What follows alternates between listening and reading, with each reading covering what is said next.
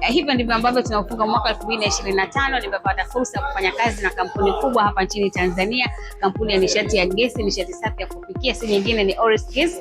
Nimefanya mafunzo na dealers wa kampuni hii na nimefundisha masuala mbalimbali ya huduma kwa wateja, na tumezingatia mambo mbalimbali ikiwemo usalama kulingana na aina ya bidhaa ambayo kampuni hii inatoa kwa wateja wake, na vile vile usalama kwa mtoa huduma.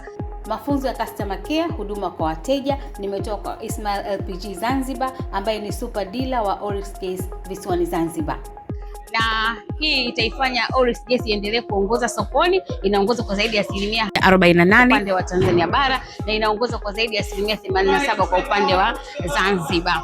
Na huduma kwa wateja ni msingi mkuu wa kuifanya biashara yako ikue. Bila shaka nawe 2026 kama mjasiriamali na kufanya biashara, utaongeza nguvu sasa kwa upande wa utoaji wa huduma kwa wateja ili biashara yako iweze kukua.